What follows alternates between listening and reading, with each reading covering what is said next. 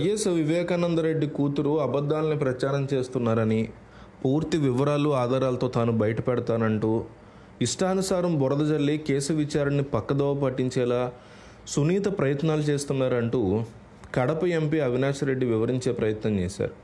ఆయన ఒక press meet పెట్టారు. ఈ కేసులో మాట్లాడకూడదని భావించిన రోజురోజుకి పెరుగుతున్న అబద్ధాలని, అసత్య ప్రచారాలని అడ్డుకొట్ట వేసేందుకే ఈ వివరణ ఇస్తున్నానంటూ కూడా ఆయన చెప్పుకొచ్చారు.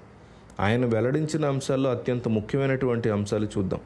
పాయింట్ నెంబర్ 1, పన్నింటి రాజశేఖర్ని బయటికి ఎందుకు పంపించారు? వివేక ఇంట్లో పనిచేసేటువంటి పన్నింటి రాజశేఖర్ హత్యకి ఒకరోజు ముందే సౌభాగ్యమ్మకు ఫోన్ చేశారు.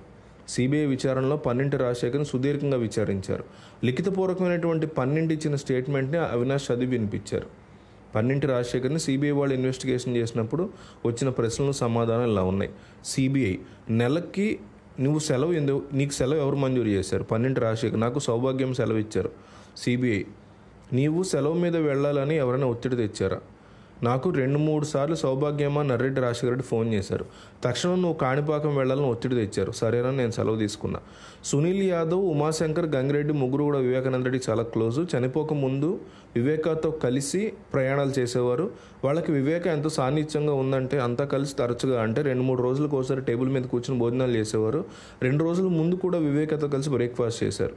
అవినాష్ ఇందులో చెప్తున్న పాయింట్ ఏంటంటే, ఇంట్లో ఉన్న పన్నింటి రాజశేఖర్ని నర్రెడ్డి, సౌభాగ్యమ్మ ఇంత హడావుడిగా ఎందుకు పంపించారు? కాణిపాక వెళ్ళమని ఎందుకు ఒత్తిడి తెచ్చారు? వివేకానంద రెడ్డి, సునీల్ కుమార్ యాదవ్, ఉమాశంకర్ రెడ్డి, గంగిరెడ్డి తెలియదని సునీత ఎందుకు ప్రకటనలు చేస్తున్నారు? ఇంట్లో కలిసి కూర్చుని బ్రేక్ఫాస్ట్ చేసి సాన్నిహిత్యం ఉందని పని వాళ్ళంతా చెప్తుండగా సునీత ఎందుకు మాట మారుస్తున్నారు? రెండోది, గుండెపోటు థియరీ ఎక్కడి నుంచి వచ్చింది? గుండెపోటు థియరీ గురించి సునీత చాలా మాట్లాడుతున్నారు. అసలు ఈ థియరీ ఎక్కడి నుంచి మొదలైంది? దీని గురించి వివరంగా మాట్లాడుకుందాం అన్నారు అవినాష్ రెడ్డి. సిట్కి సునీత ఇచ్చిన స్టేట్మెంట్లో స్పష్టంగా ఏమని పేర్కొన్నారంటే, మాకు ఉదయం కృష్ణారెడ్డి ఫోన్ చేశారు. ఇంట్లోకి వెళ్ళగానే ఏం జరిగిందో చెప్పారు. మా నాన్న డెడ్ బాడీ బాత్రూంలో పడి ఉంది. మా నాన్న ఒంటి మీద గాయాలని చెప్పాడు. అయితే మా నాన్నకి గతంలో గుండె సమస్య ఉంది. బహుశా గుండెపోటు వచ్చి బాత్రూంలో కింద పడి మా నాన్న గాయాలయ్యామని ఊహించి ఆ విధంగా ఫిర్యాదు చేయమని కృష్ణారెడ్డికి మేము సూచించాము. ఇదంతా ఫోన్ కాల్లో అని నర్రెడ్డి సునీత, నర్రెడ్డి రాజశేఖర రెడ్డి తాము ఇచ్చిన స్టేట్మెంట్లో పేర్కొన్నారు.